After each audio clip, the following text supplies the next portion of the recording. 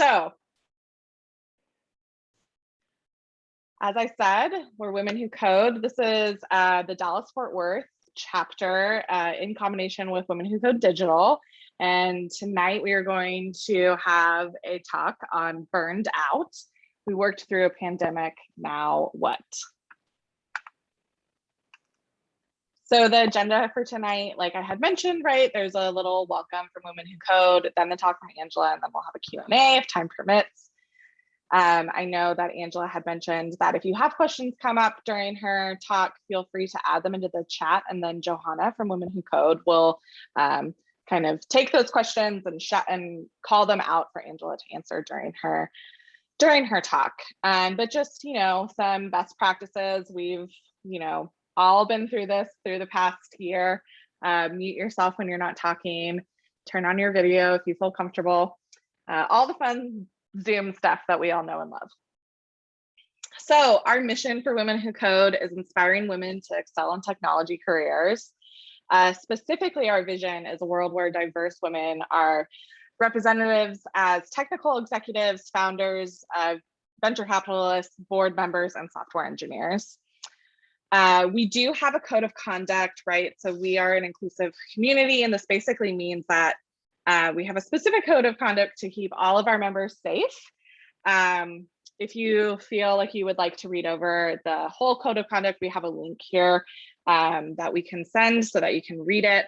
If anyone feels uncomfortable during this talk or at any time when participating with Women Who Code, please raise a comment with one of the moderators of this event, or you can submit a code of conduct complaint using the link on this slide. So this is the DFW 2021 leadership team. I'm Patty, I'm a lead organizer here, and I reached out to Angela and she was sweet enough to say that she would give us a talk, which is amazing, but these are our other wonderful directors and leads. And we are very social. So you can find us all over the web. We're on Twitter, Instagram, LinkedIn, Facebook, YouTube, you name it. Any of the alphabet soup. And all of our videos are recorded from our meetups and they're put onto YouTube. If you search Women Who Code DFW, it will bring you to an old YouTube page. All of our videos from the past year are on the Women Who Code Network's YouTube page. And then when you're on that network page, you would just search DFW and all of our wonderful videos will come up. So, if you attend any of our events going forward from tonight or later, please feel free to take photos, tag us with all of these wonderful hashtags if you are feeling social. So we do have some future events coming up. One of these is near and dear to my heart because I am helping run it. On October 20th, we are doing a Hacktoberfest hangout. It takes place in our Slack group. If you would like more information on that, Johanna later will be posting an invite to our Slack group, but it is also on Meetup. Essentially, October, it's an organization essentially has coined it of Hacktoberfest. It's just contributing to open source software. So if you want to learn more about that and help out, please feel free to attend this event on the 20th. And then November 9th, we have another online event for navigating negotiations with Caitlin. And that sounds super interesting. I know I am a terrible negotiator, so this is definitely an event that I will be attending. And you can find all of these on our Meetup page. Again, all of our events right now are digital, as well as through the end of the year. Hopefully, maybe next year we'll be going into some hybrid events, but we don't know with our wonderful friend COVID. So, feel free to look at Women Who Code Digital to see what events come up and see if anything sparks your interest. And then last but not least, if you're interested in volunteering or if you think your company might be interested in hosting or donating money, that's super helpful. We are a nonprofit, so what you all are able to volunteer your time for or donate in any way helps the organization serve more than 5,000 members. So if that's something that piques your interest, please feel free to reach out. There's also leadership positions available. Like me, I'm an org lead. And then there's also tech leads, but it's really fun, very rewarding. I decided to become an org lead after attending many different Women Who Code digital meetup events, because it just helped me become much more comfortable in my role. And it's been a great community and organization to be part of. So if that's something that sounds interesting to you, please feel free to reach out. And that is essentially what Women Who Code has. So I will pass the baton to our speaker tonight, Angela. I'm so excited to hear your talk. And I'm just going to stop sharing my screen so that you can take over. Hello, everyone. Let me go ahead and get my screen shared.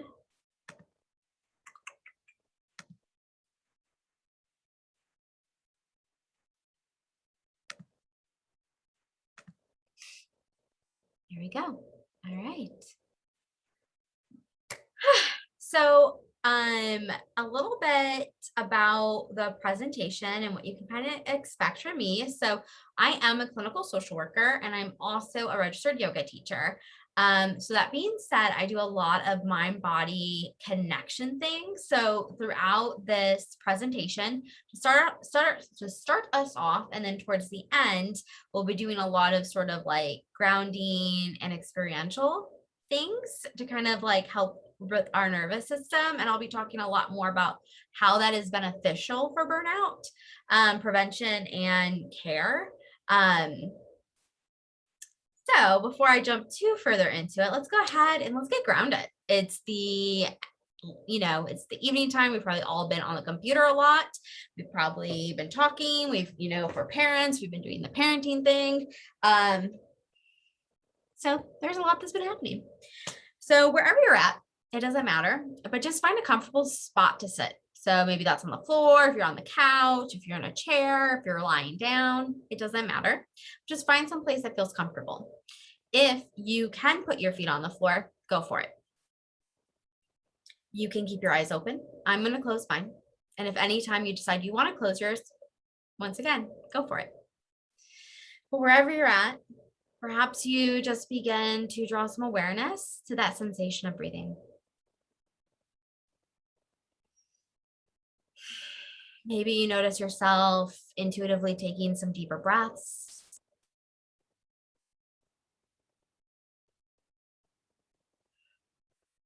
Noticing that rise and fall with every inhale and every exhale.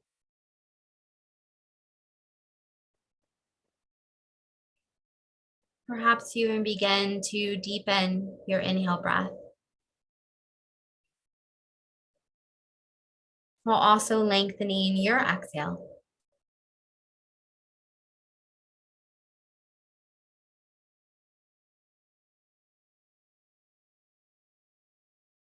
You may even find yourself beginning to roll onto the balls of your feet,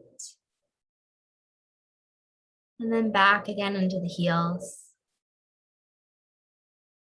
Noticing any sensations that arise for you. Even spreading your toes wide, allowing your feet to firmly plant to the ground. And with your next natural exhale breath, beginning to send that breath down towards the ground, almost like it's fog.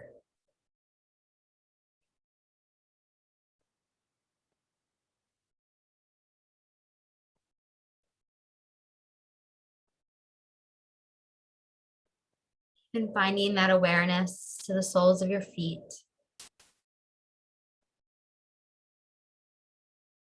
Noticing any sensations you can feel.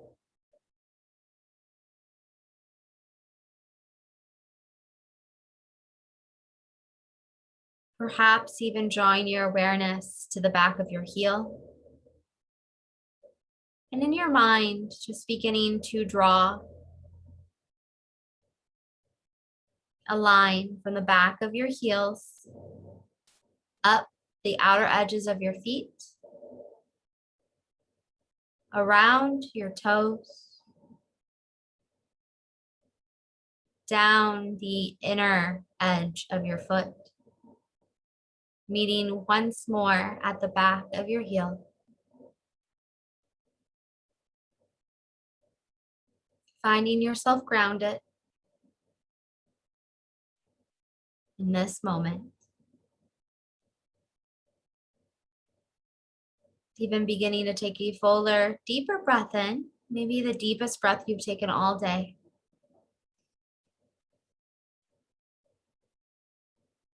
And exhaling that breath completely and fully out. Even allowing your shoulders to fall, your jaw to release. You do that one more time. And exhaling like you're blowing out a birthday candle now.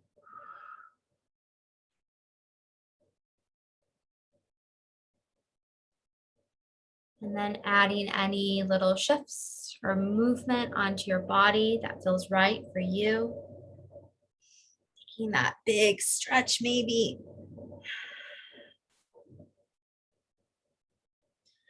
And then when you're ready, and only when you're ready, you can flutter your eyelids open if they've been closed, letting yourself adjust to your sense of sight and the colors and the brightness.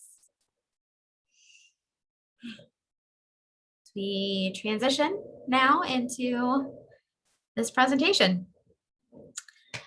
So I was telling Patty and Johanna that we talked about this, I don't know, June, May, something like that, before Delta.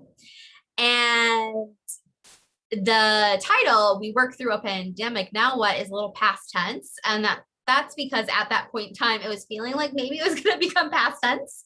And then since then, I've actually, like, as I was building this and just thinking about it in my mind, I've shifted and I've changed it like twice, because that's how fast things have been moving just since June, which is very, you know, on par with, you know, the last 19 months, 18 months, that things are just changing really quickly. So I'm going to ask just a couple questions, and maybe if you can like raise a hand or just put in the chat if you feel this way too, just to kind of get an idea and let everyone here get an idea of where we're at right now with work. So who here is work from home?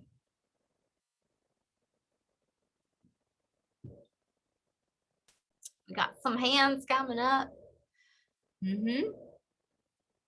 And it's just climbing. So we have 10 right now out of 32. How many were work from home before the pandemic?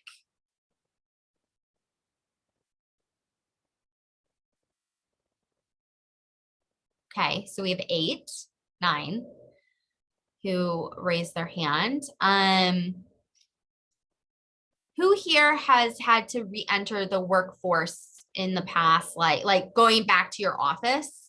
Like, let's say in the past, like, I don't know, 6 months.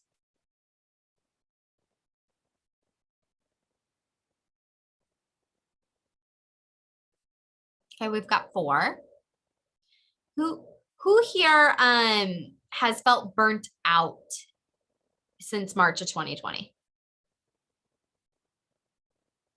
Oh, climbing. Okay,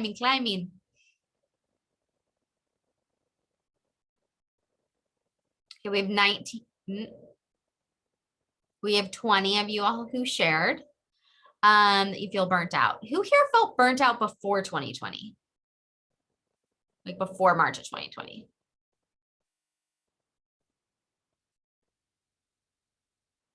So we're going in the opposite direction. So about feels like we're at like about 13. Okay. Who here feels like they know what to do to help themselves with their burnout?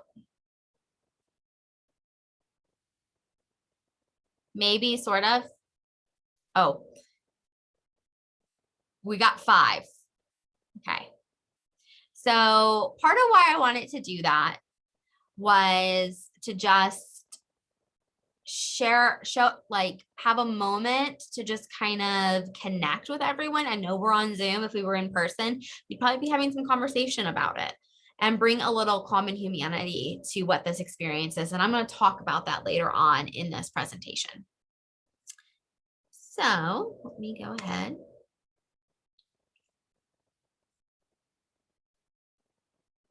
So objectives of this presentation. So we're going to talk about what burnout is.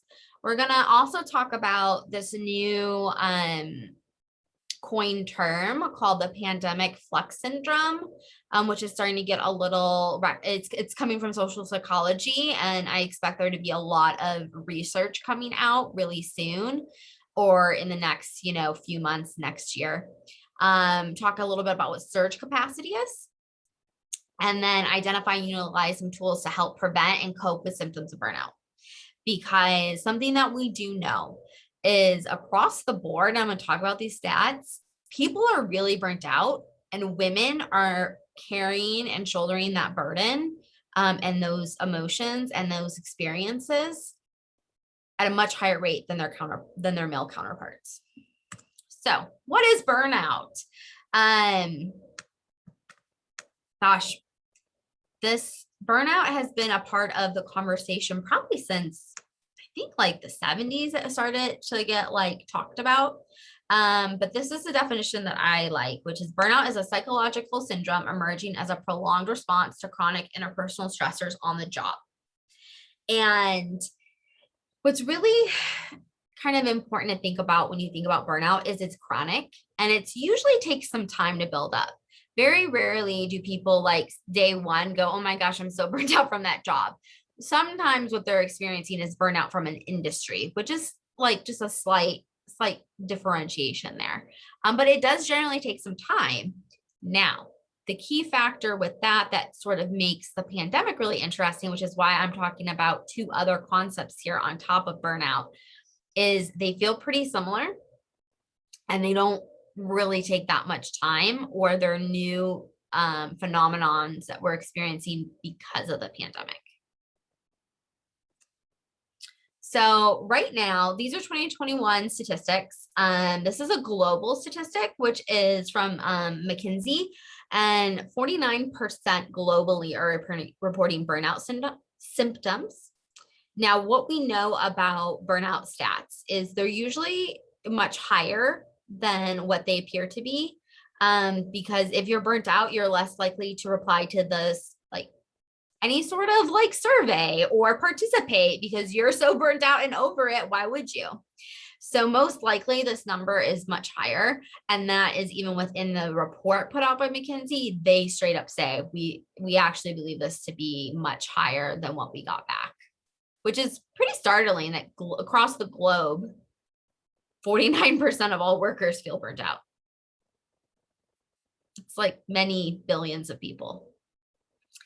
And these are the symptoms: overwhelming exhaustion, feeling of cynicism, feeling really cynical, negative, glass half empty, feeling detached from the job, just kind of going through the motions, feeling ineffective, not feeling like you're accomplishing much, and it tends to happen over time. These symptoms, if left uncoped with, unchecked, they can and do develop into things such as major depressive as well as generalized anxiety disorders. So now they move not just from burnout, but they now morph and become something that's very impactful on our mental health. Burnout in women. This is definitely getting a little buzz. Even the White House put out a call to action. I'm not really sure what's happening with their call to action, but they did put out hey, we should pay attention to this. So McKinsey, as well as leanin.org, did their annual survey, which pulled more than 65,000 North American employees. And out of the people that responded, 42% of women were reporting feeling burnt out often or almost always in 2021 versus 35% being men. Once again, they believe the statistic to be much larger than what it came back as. And obviously there were people who didn't reply to that survey.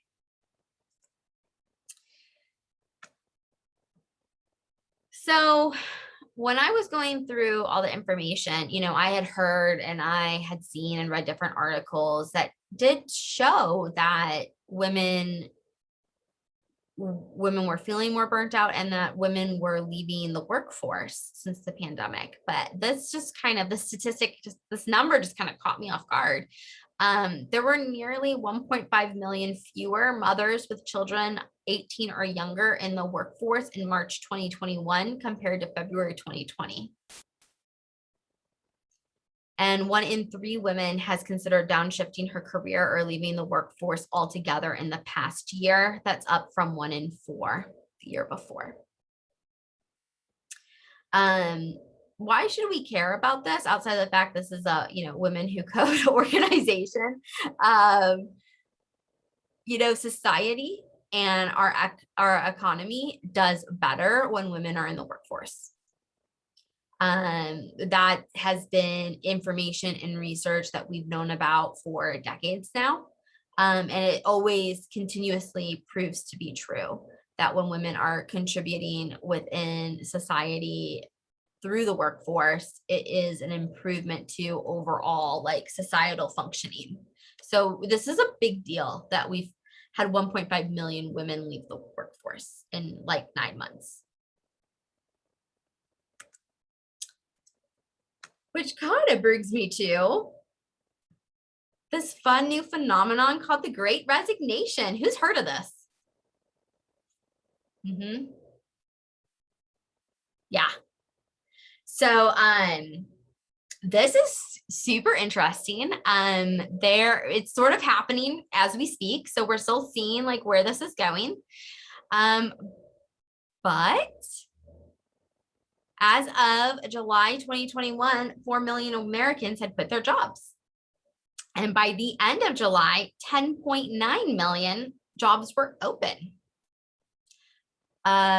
The greatest increase rate for resignations from an age group was 30 to 45. So, you know, that millennial, xennial generation. And resignations are highest in the tech and healthcare industry. So healthcare is leading, tech is right behind that, and they saw a 4.5% increase of people leaving their jobs.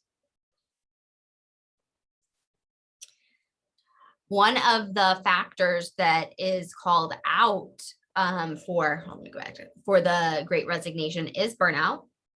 The other is, you know, the pandemic has done actually a lot of social and psychological things.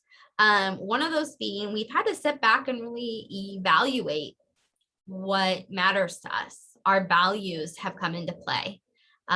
We are, honestly, I think this kind of shows you, and a lot, you know, Harvard Business Review did a whole article on it that was sort of saying people are tired of working the way that we were working before.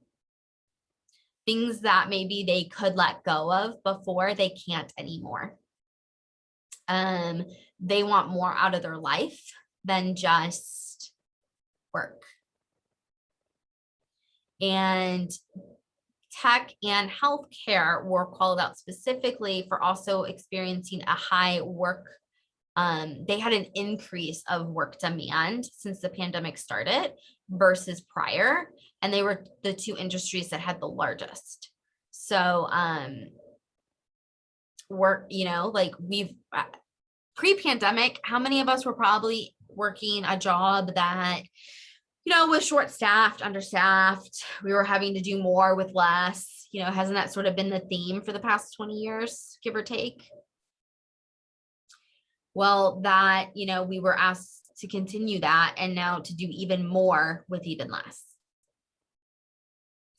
And there are 10.9 million jobs open. If you want to go negotiate somewhere else, you can. If your job's not letting you work from home and you really want to, you can probably find it.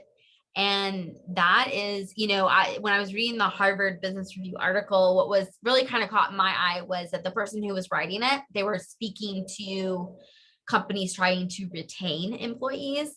And even as I read it, I was like, I feel like you're missing the mark a little bit. Like you still are missing out on the fact that the pandemic is it's a life altering event. It's a altering event. It is a generational altering event. There's always going to be a pre-pandemic and a post-pandemic for the generations living through it. We can't go back. And trying to make us all fit in like this space, it's not working. And companies that are in the middle of transitioning back from work at home or trying to put in different transitions back into the office, they're having a hard time and they're having a lot of pushback. The HR,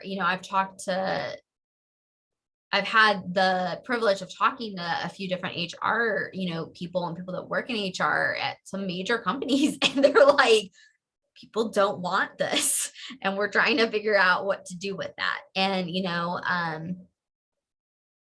we sort of were able to prove that maybe, work from home is possible if that's what you want to do. It kind of really calls into question some of those older ways of thinking, more traditional ways of working. So we'll see what happens with this, because like I said, it's happening right now, and we'll just see where this goes. I wanted to circle back to factors affecting burnout for individuals in 2021. Now, it's a little bit different than if I was doing this presentation 2019. There are some things on here that wouldn't have been on here before. So lack of control has always been a part of burnout, feeling like you don't have control in your organization. Now, expand that to feeling like you don't have control in your life. You don't have control over a virus. You don't have control over really much of anything when it comes to how to function. Bring it back to March 2020. We were all pretty like, what? This is going to be 2 weeks. It's going to be fine. And that was really also our way of trying to regain control and feel better about a situation that felt like it was spinning out. And even I would kind of guess, back in May of 2020, many of us were like, it's going to be better. It's going to, by January of 2021, it's going to be better. I was pregnant, and I remember telling myself by December when I'm due, it's going to be better. It's going to be better. It's going to be fine. It's going to be so fine. And it really wasn't, right? So we have experienced this real lack of control.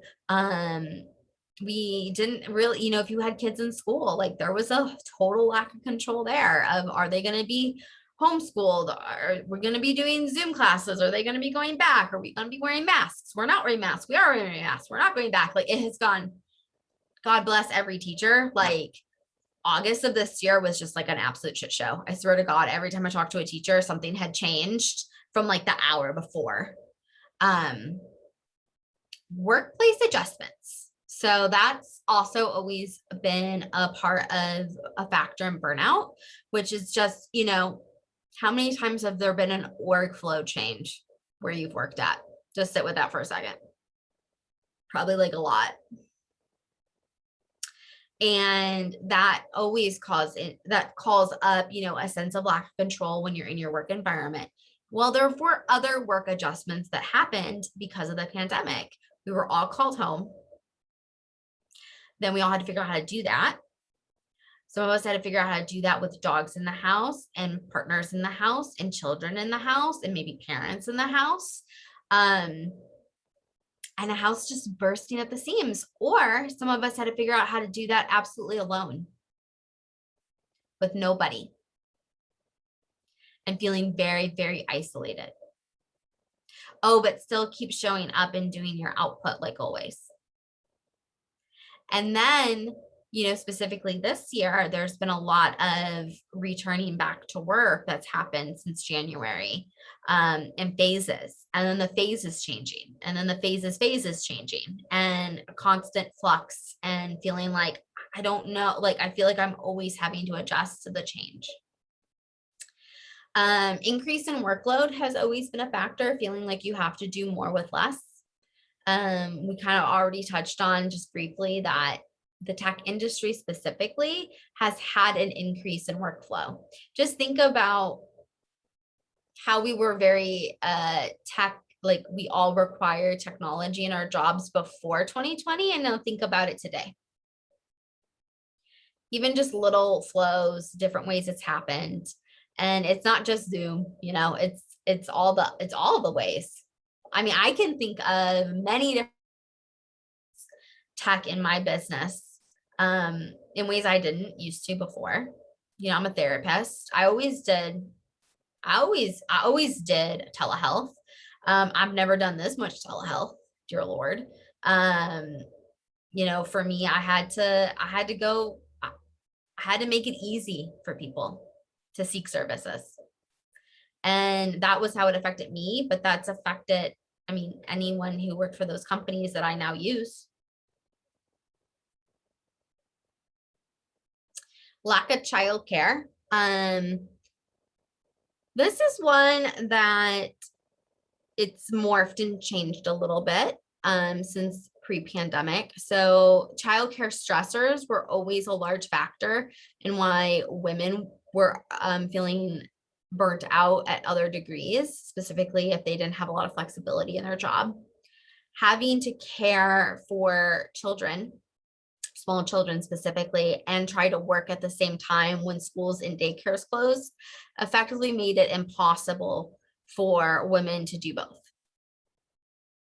And a lot of companies were not forgiving. Some were great, but some were not, with their demands through this time, in this regard.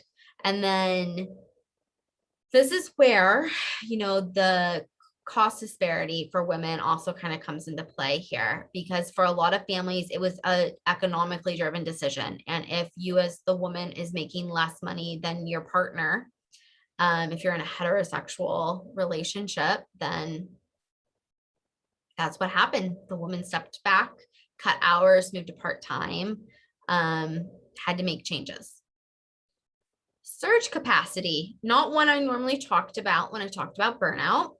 We're going to dig into this a little bit more, but surge capacity is a real thing that has been affecting most of us. It's a trauma term.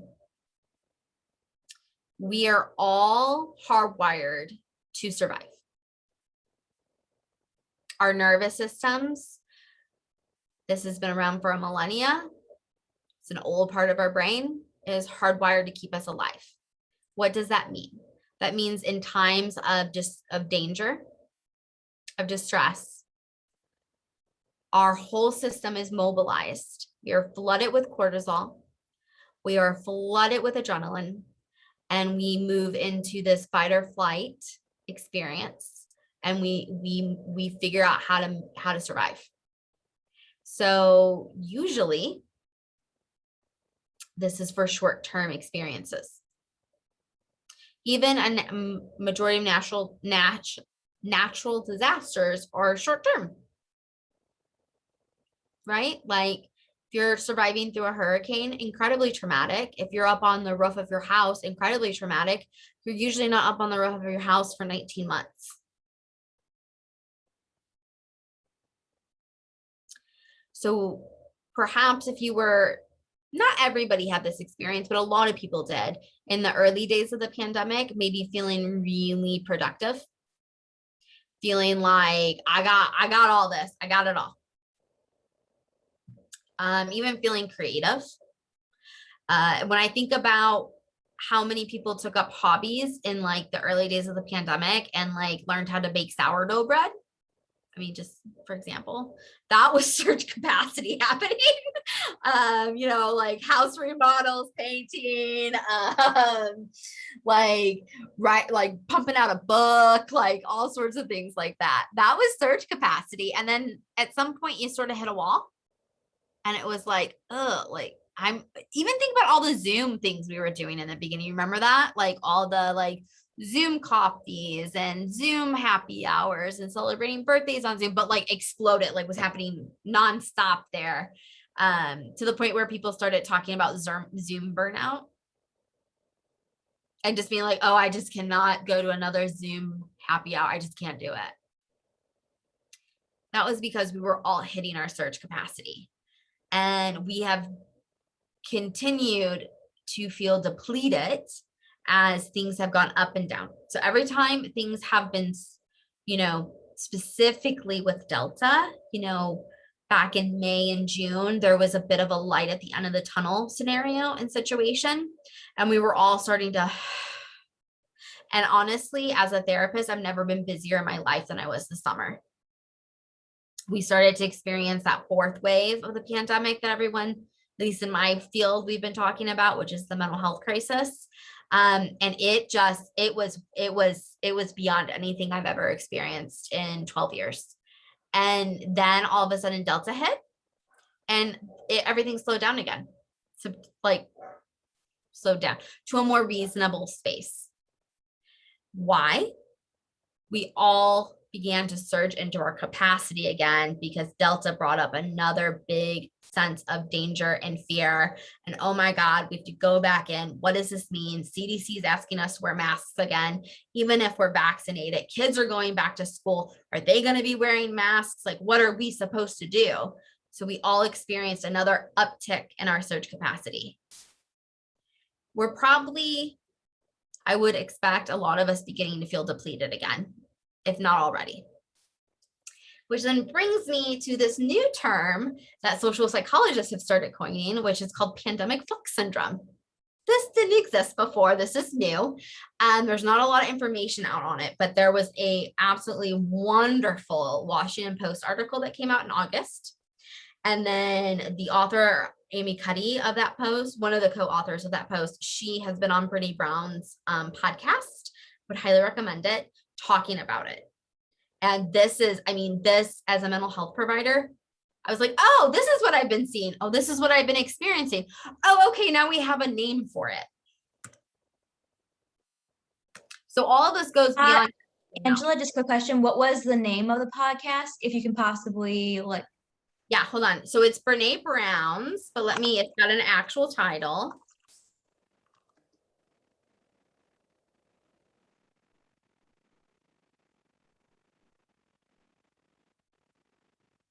That looks like it. I believe Taryn posted Amy Cuddy on pandemic flux syndrome. That looks correct from the URL alone. Thank you, Taryn, for posting that. But here's a little bit more. So I do want to read this word for word because I found it to be just so profound. So this is from that article. It says, many people are experiencing a starkly different set of feelings, blunted emotions, spikes in anxiety and depression, and a desire to drastically change something about their lives. If this sounds familiar, you might be one of the many people experiencing what we've begun to refer to as pandemic flux syndrome. Drastically change something about their lives. So you could share if you want, but just in general, like how many people here know someone who's like quit their job, want to quit their job, planning to quit their job, trying to move, having a baby?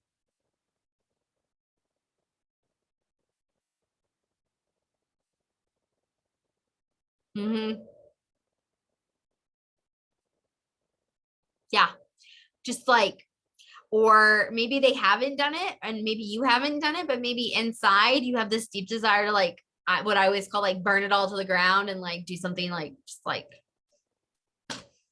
do something new and different and extreme. Who here has maybe even been Googling like, I don't even know, like like new industries.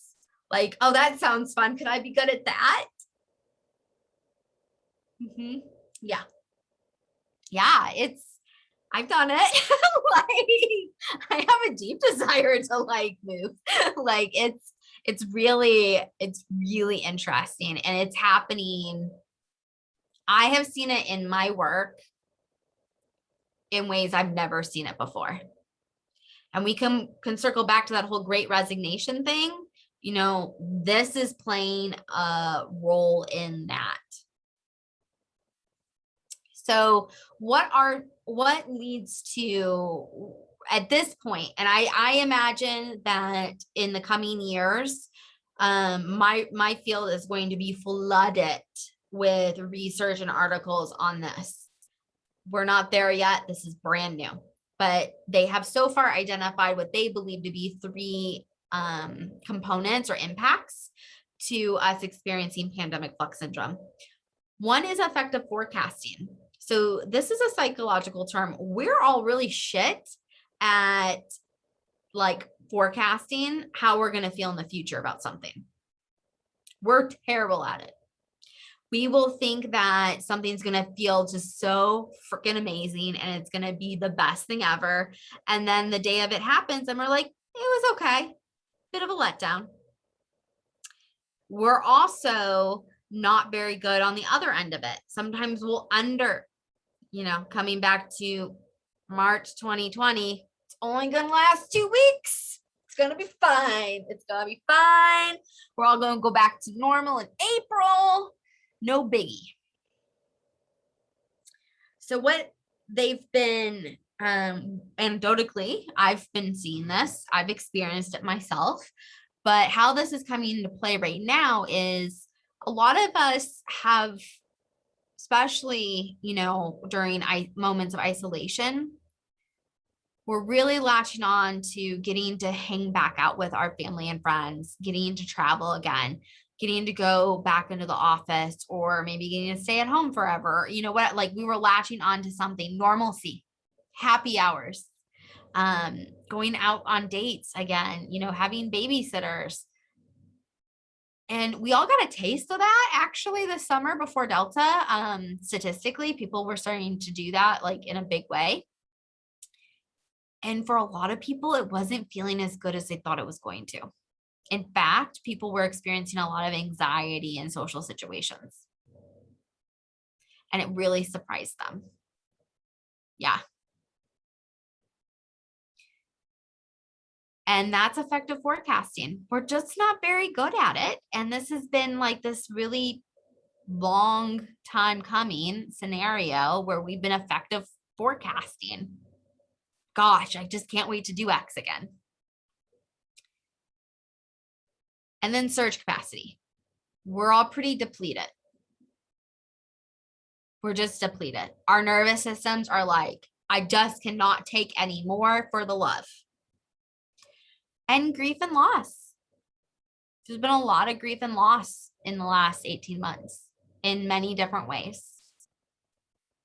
There has been grief and loss of loved ones. There have been grief and loss over experiences that weren't how we thought they were going to be.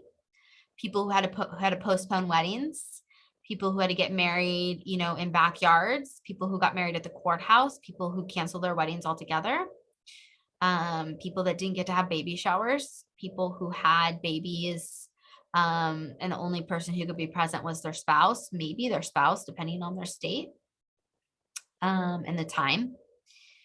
People who had monumental things like graduation happen. Things that we didn't get to celebrate in the way we normally do, or get to grieve in the way that we normally do. And then there's the grief and loss over that effective forecasting, things not feeling as good as we thought they were going to. And having to sit with that kind of sensation and that disappointment. So it's been hard. And we're all working too. Throw that in. We're all still trying to work while we're also trying to manage these feelings, these sensations, these experiences. So this was just a little bit more about surge capacity, and the definition for it, just so you can see that. And then just a chart. I actually took this. This is from the New York Times from just like 3 days ago. It just shows like the graphic of like COVID since February 2020, and just the ups and downs.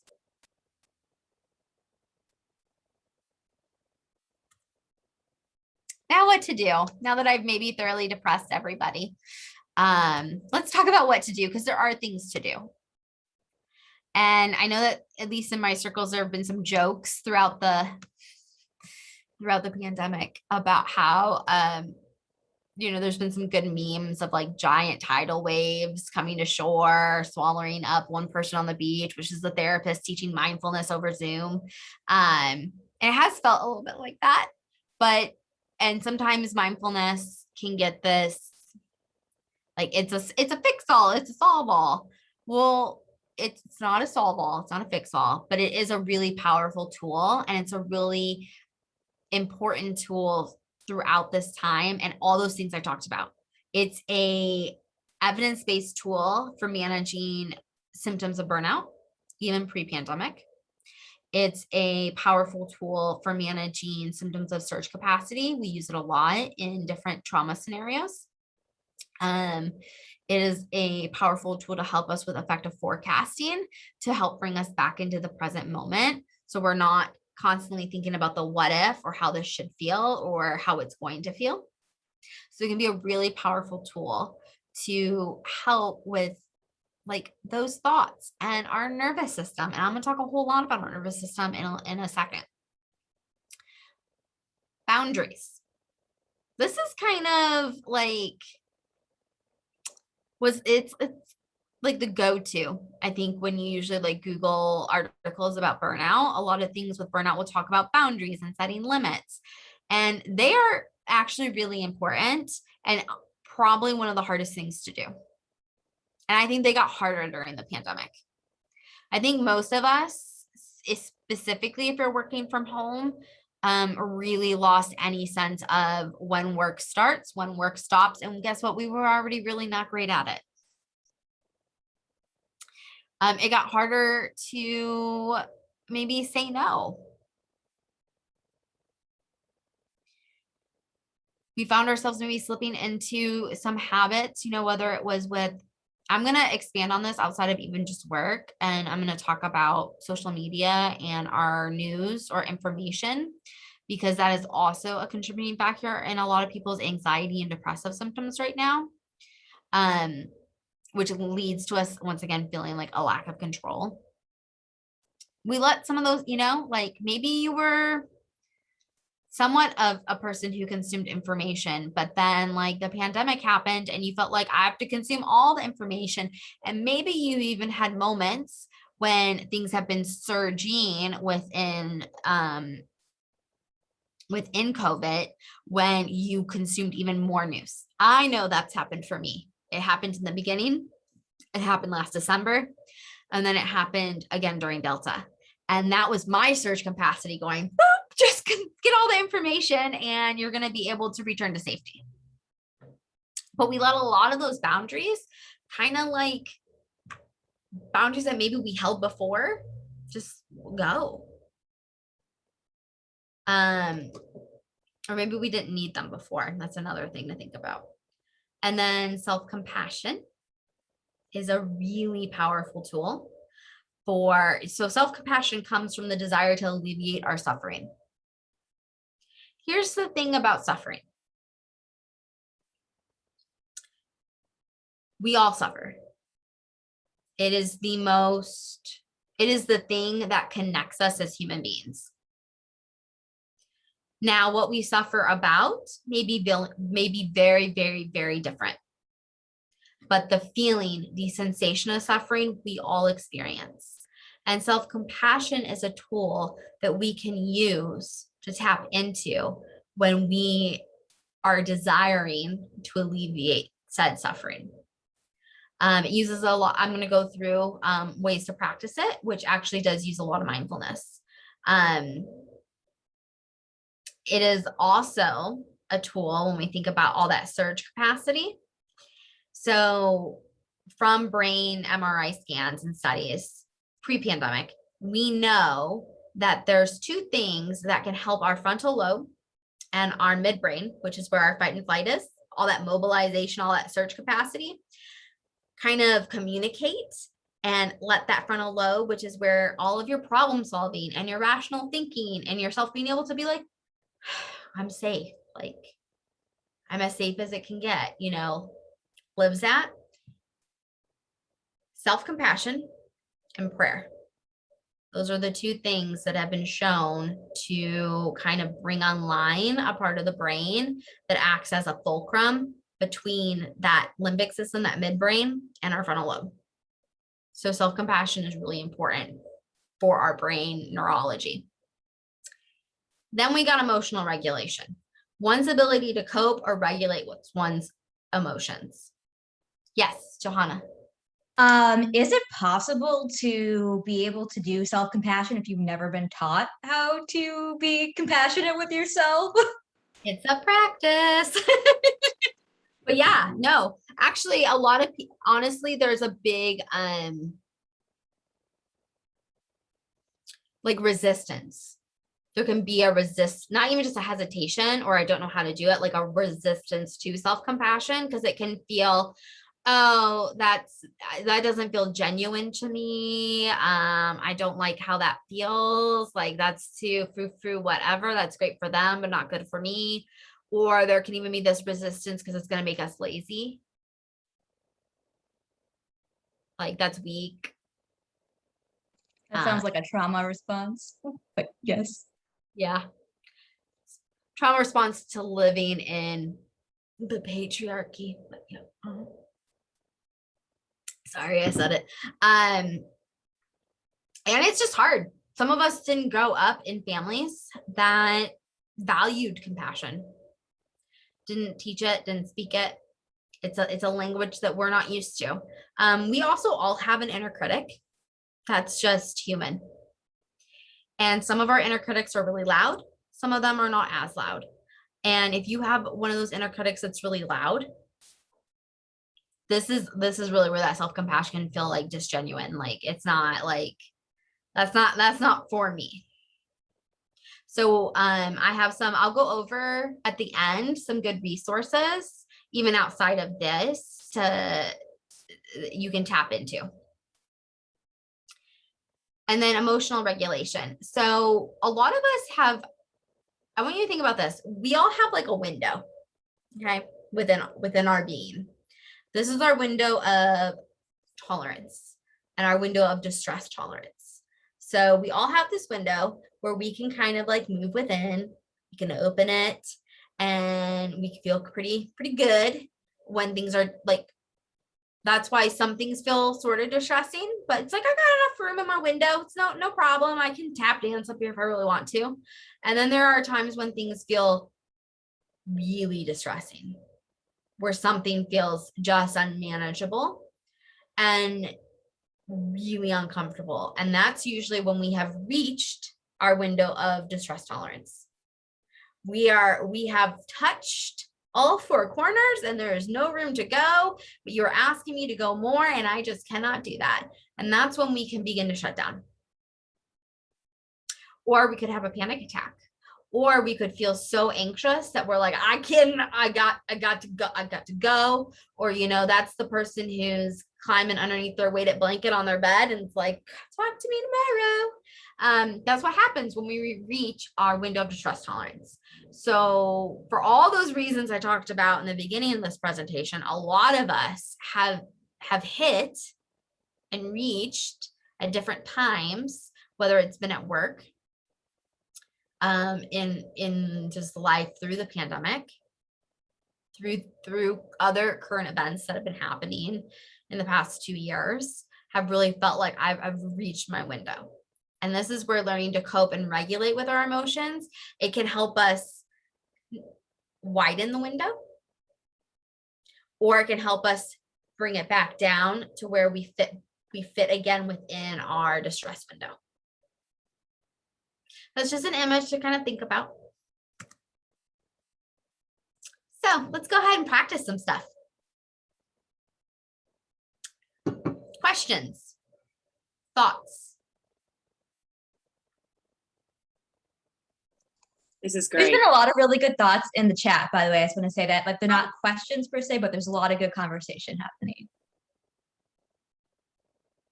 Cool. I have a desire to burn all. Yes.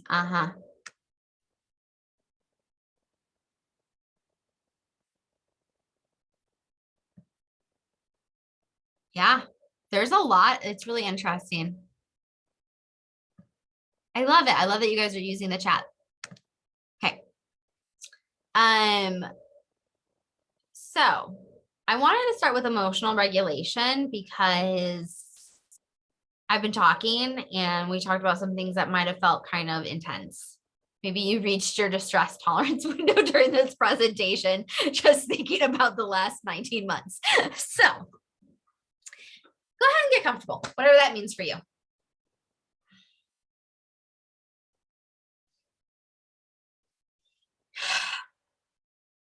You can shift around, you can roll your shoulders.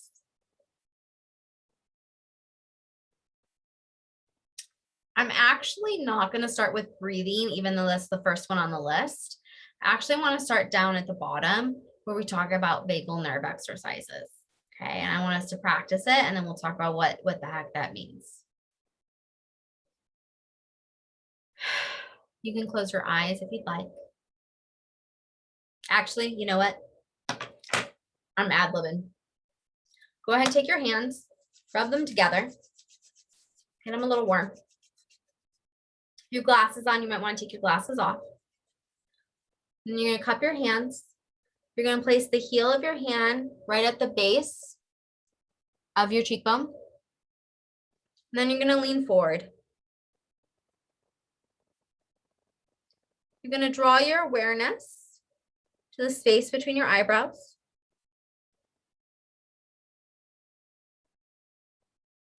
And you're going to focus on breathing into that space. With every inhale and exhale. And you don't want to be clenching or pinching your eyes closed. You just want to have them softly closed. And even with every exhale, trying to soften the space around your eyes. Taking any activation out.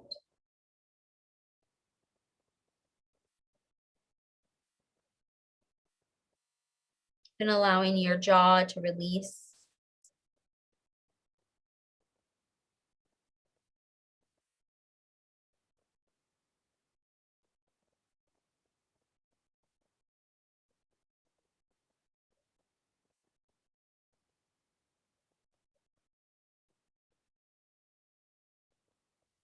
And then when you're ready on your next exhale breath, you can just go ahead and drop your hands. Pausing and allowing yourself to adjust here. And then when you're ready, you can slowly flutter your eyelids open. Many of us have been on the computer all day. That's why I wanted to do that one really quick. You might not have felt anything with that. And I just always want to reiterate, it is your own personal experience. And just because what I felt doesn't mean that's what you're going to feel. But generally, hands over eyes in that way is a really sort of quick way to do a little nervous system reset. So our eyes are always scanning for danger, whether we realize it or not. And being on the computer and all the blue light and all the bright light, it's very activating, which is why people can feel a little stressed out just from having to sit and engage in this way. When you cup your hands like that, you are you're giving your eyes a little mini break. You're giving your eyes a break. You're letting yourself breathe. And it kind of sends this message to that limbic system part of your brain that says, I'm safe, I'm okay. If you did that and you felt really tired afterwards, even though we only did it for a few moments, it's probably because you are really tired. And this might have been, bringing down some of those cortisol levels just enough to where you kind of tapped in for this moment, like, oh yeah, I'm sleepy. I'm tired.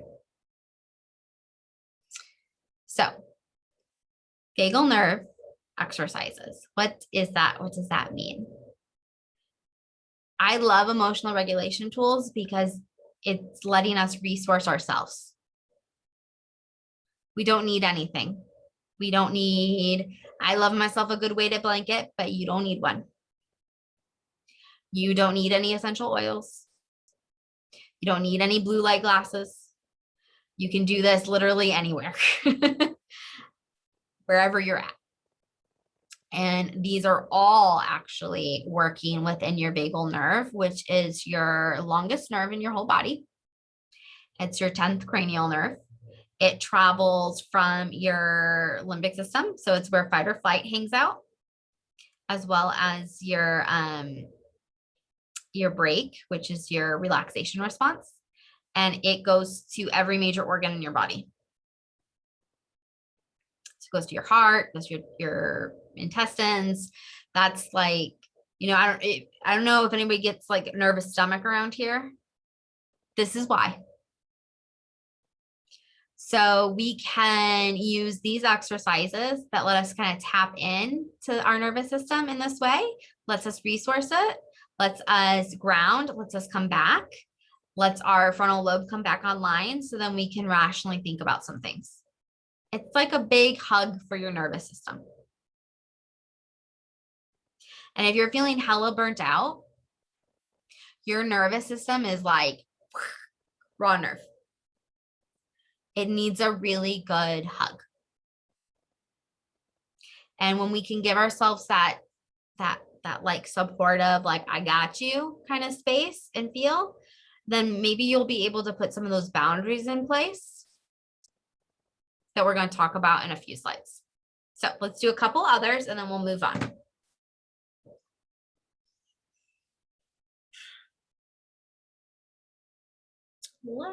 Okay. So we're going to do some tapping that is also a bilateral movement. So it's called a butterfly tap. So you want to go ahead, you want to hook your thumbs. You want to bring them right here at the base of your throat where your hands can touch your collarbone. Before we move on, go ahead and just, take a few rounds of breath. Perhaps you take deep breaths, perhaps they're a little more shallow. It's whatever feels right for you.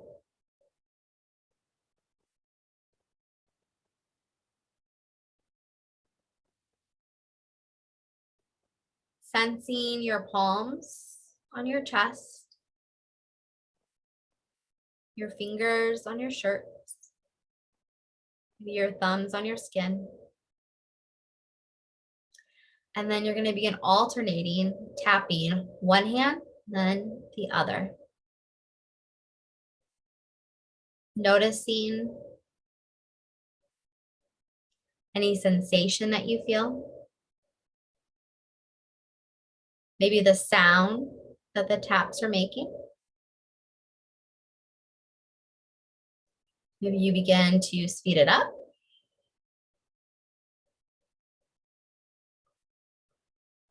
Even going a little faster. And starting to slow it down.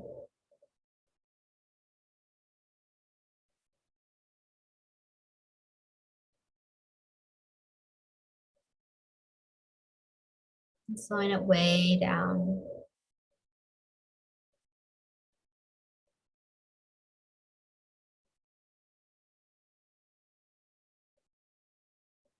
Maybe allow your hands to pause. Taking a full deep breath in through your nose. And out of your nose.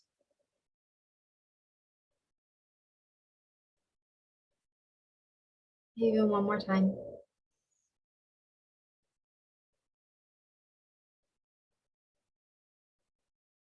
You can even release your hands. And we're going to tap into some more bilateral movement. We were already doing it, but we're going to do a little bit more. I want you to shake, like shake it off, very literally. Maybe go up and down, maybe speed it up. Maybe shake your whole body, get loose like a noodle. Woo, yeah. And then stop. And when you stop though, take a moment, draw your awareness to your hands.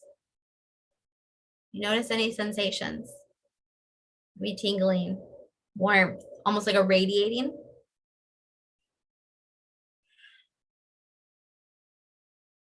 You can sweep your hands over your heart. And by the way, you don't have to do this all like we're doing it. You can do it just whatever one feels right for you. I'm just kind of guiding us through. Perhaps you can feel your heartbeat. It might be beating a little quicker just from that movement that we did.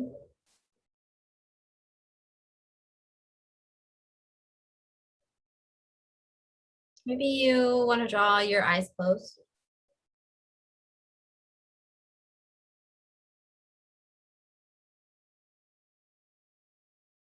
Perhaps even beginning to find that inhale to 5 and exhale to 5. I'm going to count us. So you inhale 1, 2, 3, 4, 5, and exhale 5, 4, 3, 2, 1, and inhale 1, 2, 3, 4, 5, and exhale 5, 4, 3, 2, 1. Keeping this count for yourself for a few rounds.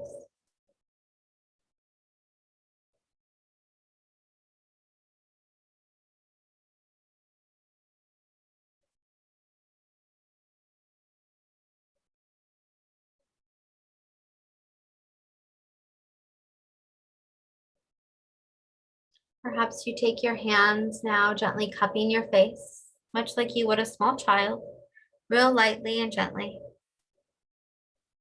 It's a way to practice that self-compassion and compassionate touch.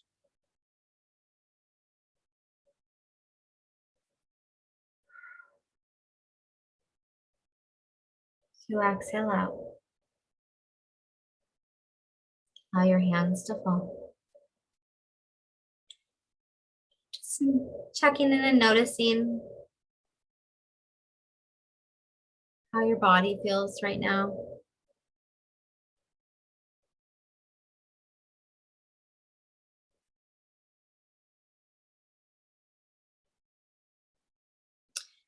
Something else we didn't practice in this moment, but I want to call out is focusing on the exhale. If you're someone who is feeling like really revved up or very anxious and starting to have like shortness of breath, it is really, really hard to get a deep inhale in. And that is actually what tends to lead to hyperventilating, right? Because you're trying so hard to pull it in. So a little nugget is just focus on the exhale. Just focus on getting all of your air out over and over and over again. And guess what? As you do that, your body is going to take over and you're going to begin to instinctively take fuller, deeper inhales in, and your breathing will begin to regulate and normalize. It might take a couple times, but don't even try to get an inhale breath. Like that's not like it. It can create more panic sensation. Okay.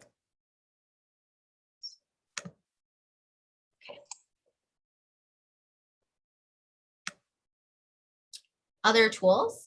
So all of what we just did could be considered mindfulness, because we were drawing a lot of awareness to our breath. We were drawing a lot of awareness to our body. We were doing movement. And at the core of what mindfulness Can we have a non-judgmental awareness of our experience, of our thoughts, of our feelings? So not placing that shame on it. Well, I should be feeling this. I shouldn't be feeling this. I can't believe that was so hard for me. As soon as we do that, we begin to pull out of mindfulness. So always coming back and kind of coming back to this, drawing this way, your breath can be a really good place to start. Because it can be you can resource it, it's an anchor that's always here. Just draw my awareness back to my breath. I'm going to move out of that critical thinking. I'm going to focus on the here and now. Instead of forecasting about how I'm going to feel about a situation, I'm going to come back to where I am right now in this moment. Yoga can be a really wonderful way to practice. Honestly, a little bit of everything that we've already talked about is built in usually to some form of a yoga practice. And I'm a big fan actually of slowing down the yoga practice for a lot of reasons. If our nervous systems are already stressed out, sometimes doing high intensity things like a very hot or high intensity vinyasa, if that's your thing, go for it. You can do you. I love a good vinyasa. But if you're feeling very stressed out in that moment, that might not be the practice to lean into. Or like doing like a very long run. You'd be better off, like for your nervous system, trying to tap into something that's not going to stress or raise your cortisol levels anymore.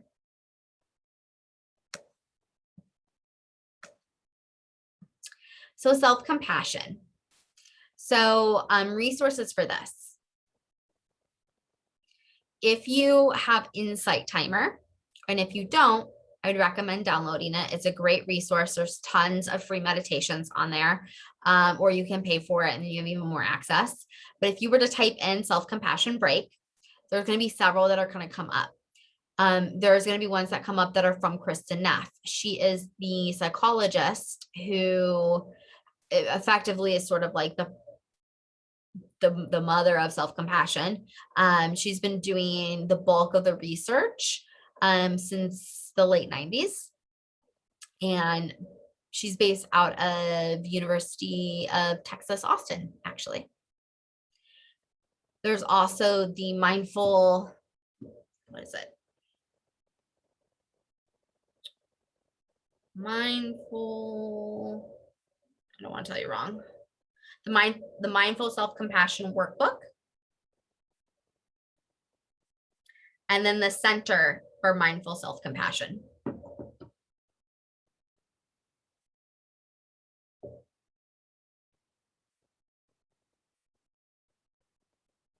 And then the compassion letter writing, we're not going to have time to do it right now, but I want to give you the prompts so you can if you want to. So writing a compassion letter is writing it to yourself. So you would write like, Dear Angela, and then it would go, I know, I understand, my guidance is.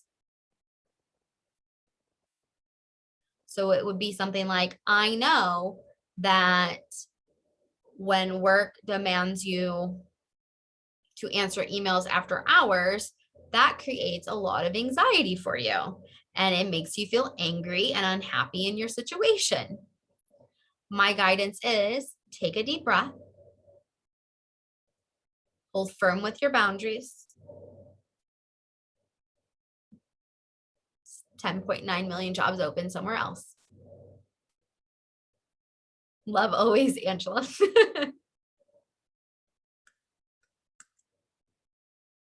Boundaries. I want to go over this, and then this is basically where we wrap up. Just one thing, Angela. Taryn asked in the chat.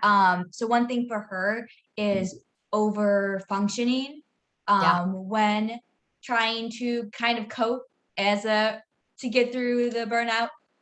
Is there any specific tools towards that? I mean, obviously the mindfulness would be useful, but yeah. I would actually say this is where you're going to need some internal boundaries for yourself, because over functioning is going to be your go-to. But what that's really doing, usually, I don't know fully in your circumstance, but usually when we're over functioning, we're trying to escape and numb through throwing ourselves into work. So we don't have to think about anything else, or trying to just fill every moment of every day because it's too stressful to sit and just be. So setting some boundaries with yourself. So setting limits and holding yourself to those, which may be, when do you cut off work? When do you cut off emails? Taking intentional breaks throughout your day. You know, this is actually something, because my husband is, he actually works in the tech field, and he's work from home now, and he won't be returning back to an office. And he has realized that he can pretty much go like the entire day without getting out of his chair if he's not intentional about it. So, you know, setting reminders on your phone, going outside, doing a few of those mindful breathing tools, and then going back. I think intentional breaks also includes vacations and time off of work. A lot of us haven't. Some of that's shifted and changed a little bit at this point in the pandemic, but a lot of us went a lot of time without taking off time from work because those really natural reasons why you would haven't been coming up, right?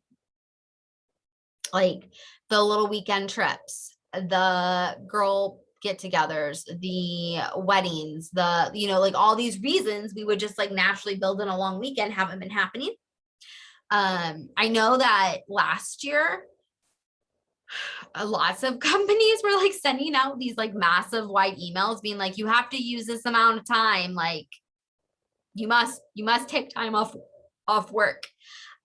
So setting and taking some intentional breaks,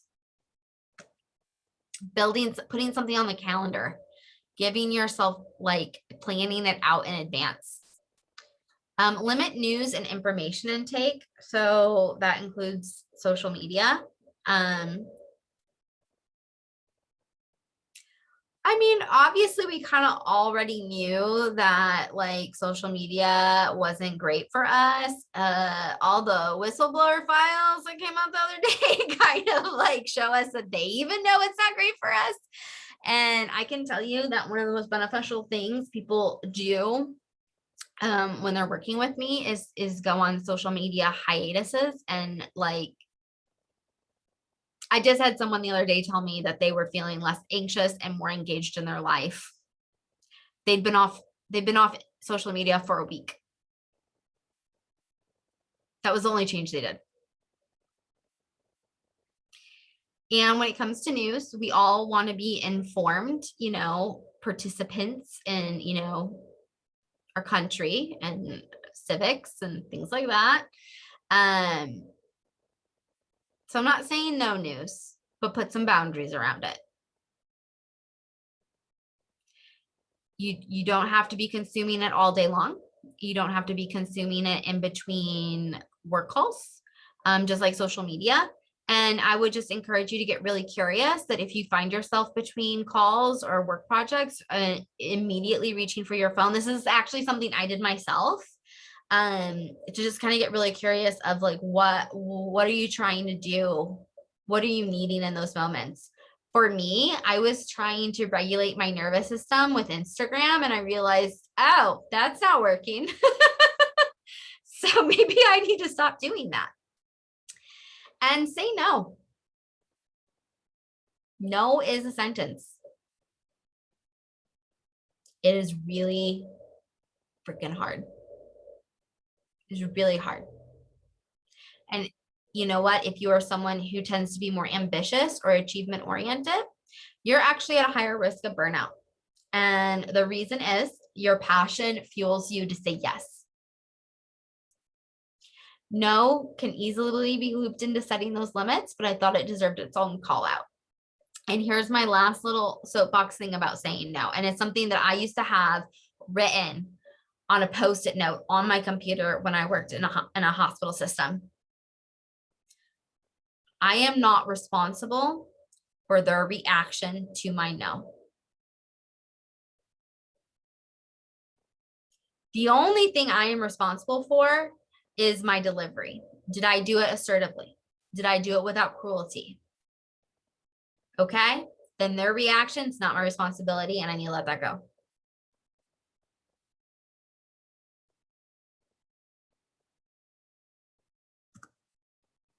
Oh, one last thing and then I'm done, I promise. So the braving inventory. If you're not familiar with Brene Brown, love her. If you've not read her book, Dare to Lead, read it. This is her braving inventory.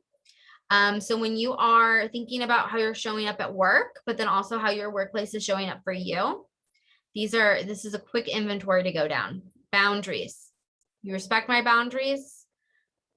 I respect yours. You're willing to say no. I'm willing to say no. We're allowed to say no.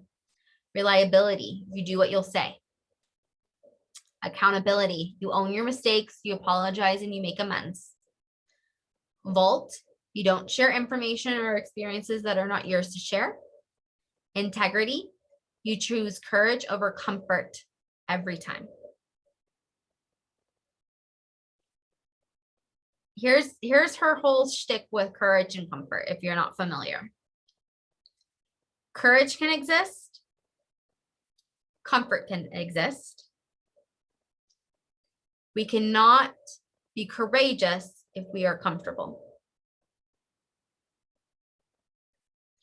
Non-judgment. I can ask for what I need. You can ask for what you need, and we're all good with it. Generosity. You extend the most generous interpretation possible to the situation. Sometimes we're very quick to want to always pull on historical data. Now, that is important. Those are our lived experiences. And sometimes that also leads to a place of deep cynicism. So just kind of like pulling that in for yourself. But yeah, self-care tools. I'm gonna send my slides to Johanna and she can share. And then my resources.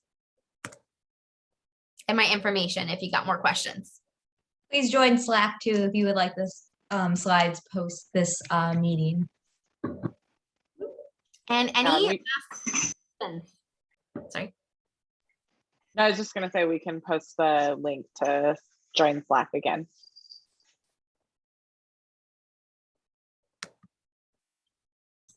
You had noted crow breathing. What is that? So we'll do it right now. You're going to take a deep breath in. You're going to make an O with your mouth and you're going to exhale out.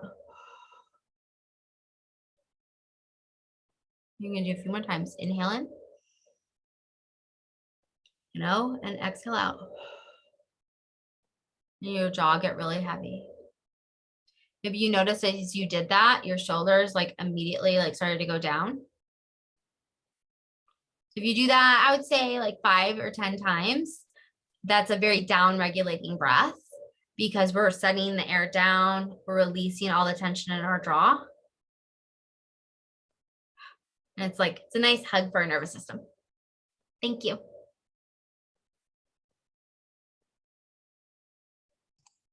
Are there any other questions for anybody? Either they want to post in the chat or ask out loud.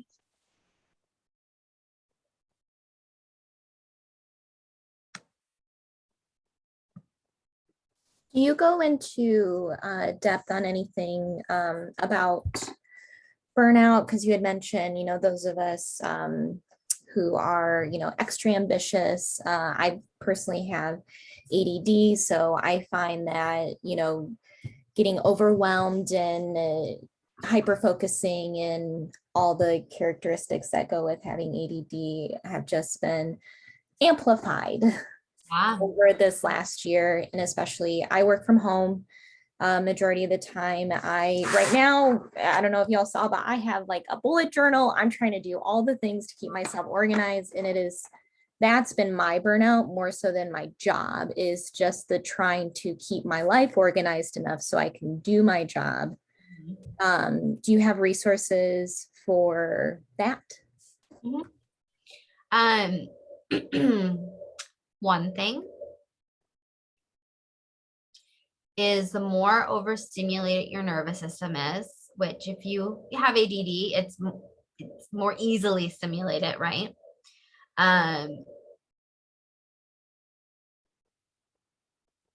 Needing like you may need a little bit extra with taking intentional breaks, letting yourself down regulate and ground, and then jumping into all your lists and your bullet journals. And also knowing, and I think self-compassion might be a really powerful additional tool for you, because we can really beat ourselves up for feeling like I'm so disorganized, I can't get my shit together, what is wrong with me? And I feel so exhausted by it all. So practicing self-compassion. And then, you know, I'm a big fan. I mean, if a bullet journal works for you, then go for it. I know for me personally, so my husband, and this is the difference between me and my husband loves his bullet journal. And I'm like, I just can't. It's too much work. But I'm a big fan of doing like a brain dump. So in like Monday morning, or you could even do it Sunday night if that's better for you, go ahead and make just this giant brain dump list of everything that's running through it that you think you need to get done that week, and then put it away. It's there, it's living. Sunday night might be the best time for you to do this. It's there. You know it's there. You come back to it the next day, and then you can identify what you need to do that day from that list. So break it down to where it's more usable chunks, because the bigger the chunks are, the more overwhelming and overstimulating it is. So that's something I usually encourage people to do. I hope that answered your question. No, it did. And I tried bullet journaling at the beginning of this because I was doing the boot camp while working full time, you know, while having a puppy and all these things. So I was like, I got to keep things organized. So, and it worked for a while, and then I dropped out of doing it. And now I'm trying to pick it back up again because I got a lot going on. But I do know that I'm a huge list maker. So in theory, this should work. But I like your idea of sometimes just writing things down. The act of writing it just helps you process. So I love that. And then I think someone wrote on here ADD magazine. I'm definitely going to look that up. So thank you for the resources.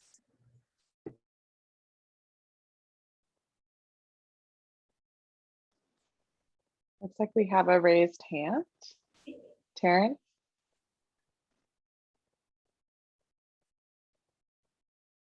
Sorry, I switched to my speakers instead of my headset. I can see the mic's working now. One other thing for Katie that I learned is that sometimes when we have ADHD, like we'll start with one system and it works for us for a while. And then when we drop off of it, like we tend to like judge ourselves for it. But it's like sometimes certain tools work for the season that you're in. And then it's okay to like use another tool. And if you have to come back for it, to use that one later. So that's something that I learned that's helpful for me. Yeah, absolutely. The kind of that piece of it's tools are just tools, and we don't have to perfect any of them. Like we get to pull from them when we need them, and then we can let go when we don't. I actually heard a really I don't know if anybody listens to Glennon Doyle's podcast, We Can Do Hard Things. Did anyone listen to the quit episode? If you haven't, you have to. And it like spurred this whole like rabbit hole that I fell down, like learning all about what quit used to mean. But effectively, the Latin root for quit, its meaning is release or let go. And it wasn't until the Industrial Revolution that we put this like negative connotation on quit, where like it feels like we're failing. Because you know that's when our worth got tied to our productivity. And I would just really encourage, I mean, I've been using this with clients, I've been using it myself, like what can I release and let go of today or tomorrow? What can I quit?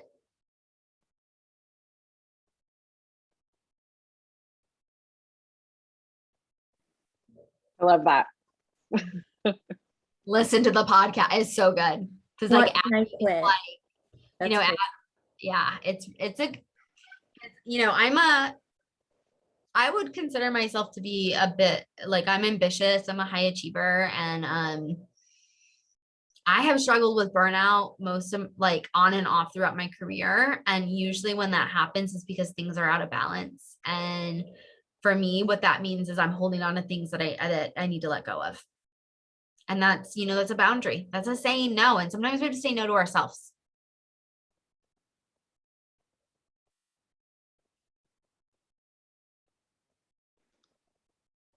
Awesome, Angela. Well, do we have any other questions? I haven't seen any on the chat come in. But if not, then I would wrap us up. All right. Thank you, Angela, for speaking to us Thank tonight. you We so really much. appreciate it. Yeah, you're so welcome. I'll send you guys my slides, Patty. Perfect. Thank you so much. Thank you, everybody. Bye, y'all. Have a good night. Bye. Thank you.